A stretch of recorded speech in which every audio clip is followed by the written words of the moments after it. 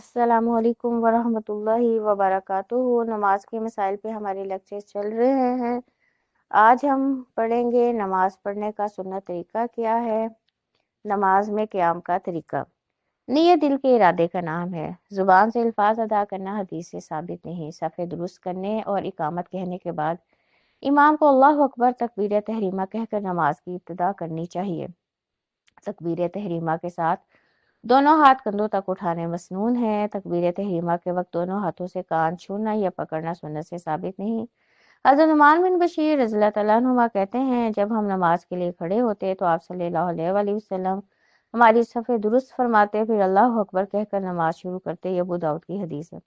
حضرت عبداللہ بن عمر رضی اللہ تعالیٰ عنہما کہتے ہیں، میں نے آپ صلی اللہ علیہ وآلہ وسلم کو دیکھا جب نماز کے لیے کھڑے ہوتے تو اپنے دونوں ہاتھ اوپر اٹھاتے حتیٰ کہ کندھوں تک پہنچ جاتے۔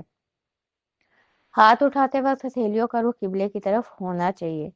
تو اب ان دونوں احادیث سے کیا بات پتہ چلتی ہے؟ نماز کا آغاز اللہ اکبر کہنے سے ہو جاتا ہے اور اللہ اکبر کہہ کر انسان ایک خاص کیفیت میں چلا جاتا ہے اور پھر وہ انسان جو ہے اللہ کا پابند ہو جاتا ہے۔ اور جب اللہ اکبر کہہ کے ہاتھ اٹھانے ہیں تو کندھوں تک اٹھانے ہیں، کانوں تک اٹھانے یا کانوں کو پکڑنا کسی بھی سنت سے ثابت نہیں۔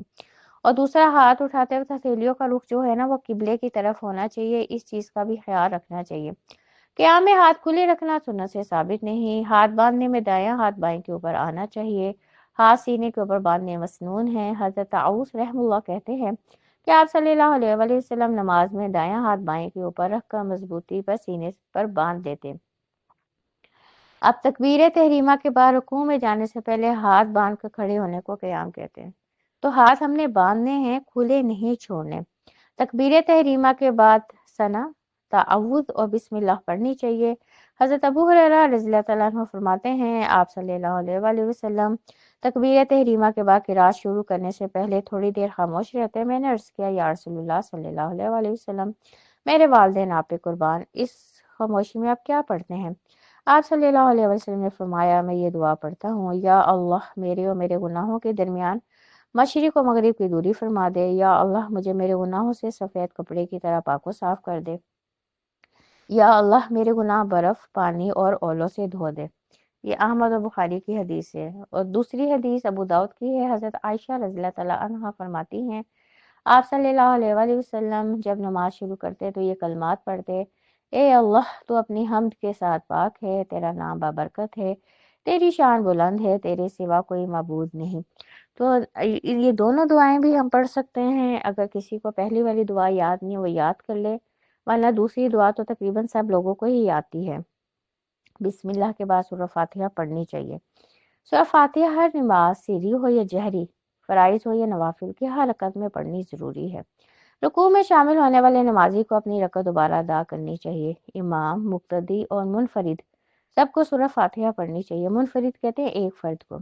حضرت ابو ہریرہ رضی اللہ تعالیٰ عنہ سے روایت ہے کہ آپ صلی اللہ علیہ وآلہ وسلم نے فرمایا، جس نے نماز میں سورہ فاتحہ نہ پڑھی اس کی نماز ناقص ہے۔ آپ صلی اللہ علیہ وآلہ وسلم نے یہ بات 3 بار فرمائی اور پھر فرمایا نماز ناقص رہتی ہے۔ حضرت ابو ہریرہ سے عرض کیا گیا، ہم امام کے پیچھے ہوتے ہیں۔ حضرت ابو ہریرہ نے فرمایا، اس وقت دل میں پڑھ لیا کرو۔ اب دوسری حدیث حضرت ابو موسیٰ سے روایت ہے، وہ کہتے ہیں کہ آپ صلی اللہ علیہ وآلہ وسلم نے ہمیں یہ تعلیم دی کہ جب تم نماز کے لیے کھڑے ہو تو تم میں سے ایک امامت کرائے، اور جب امام سورہ فاتحہ کے بعد قرآن پڑھے تو تم خاموش رہو۔ یہ احمد کی حدیث ہے۔ اب ان دونوں احادیث سے کیا بات پتہ چلتی ہے کہ جماعت کی نماز ہو یا انفرادی، سورہ فاتحہ کے بغیر نماز نہیں ہوتی، رکعت کمپلیٹ نہیں ہوتی۔ اور اللہ کے نبی نے کیا کہا کہ جب امام سورہ فاتحہ پڑھ لے پھر تم خاموشی سے قرآن سنو، چاہے وہ قرآن ہمیں آتا ہی کیوں نہ ہو۔ لیکن اگر کوئی کہتا ہے نا نماز جماعت کی نماز میں مقتدی نے سورہ فاتحہ نہیں پڑھنی، تو وہ غلط کہتا ہے۔ حضرت ابو ہریرہ سے روایت ہے کہ مجھے آپ صلی اللہ علیہ وآلہ وسلم نے حکم دیا کہ میں اس بات کا اعلان کروں کہ سورۃ فاتحہ کے بغیر نماز نہیں ہوتی، اس سے زیادہ جتنا کوئی چاہے پڑھے۔ تو اب ان تمام احادیث سے ایک ہی بات پتہ چلتی ہے، ہر سورت میں سورہ فاتحہ پڑھنی ہے۔ کسی کو نہیں یاد اس کو یاد کر لینا چاہیے۔ امام کے پیچھے بھی پڑھنے، کچھ لوگوں کی آ رہا ہے جی امام کے پیچھے مقتدی نہیں پڑھیں گے۔ اب تینوں احادیث میں نے آپ کو بتا دی ہیں اور جو ان کے ریفرنس بھی بتا دیے ہیں کہ انفرادی نماز ہو یا جماعت کی، سورہ فاتحہ ہر بندے نے پڑھنی ہے اور امام کی ہم نے پیروی کرنی ہے، امام کے ساتھ ساتھ سورہ فاتحہ نہیں پڑھنا، ایک سٹیپ اس سے پیچھے رہنا ہے۔ امام سورہ فاتحہ پڑھ لے تو امام سمیت تمام مقتدیوں کو بیک وقت آمین کہنا چاہیے۔ بلند آواز سے آمین کہنا گزشتہ گناہوں کی مغفرت کا باعث ہے۔ سری کی رات میں آہستہ اور جہری کی رات میں بلند آواز سے آمین کہنا مسنون ہے۔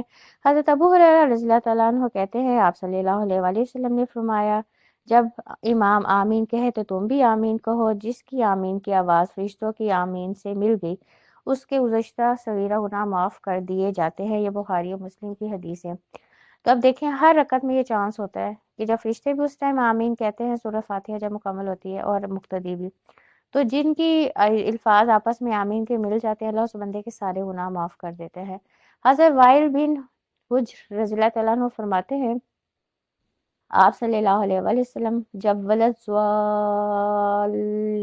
کہتے تو اونچی آواز سے آمین کہتے، تو جہری آواز میں آمین اونچی آواز میں کہی جائے گی، سری نماز میں آمین آہستہ آواز میں کی جائے گی۔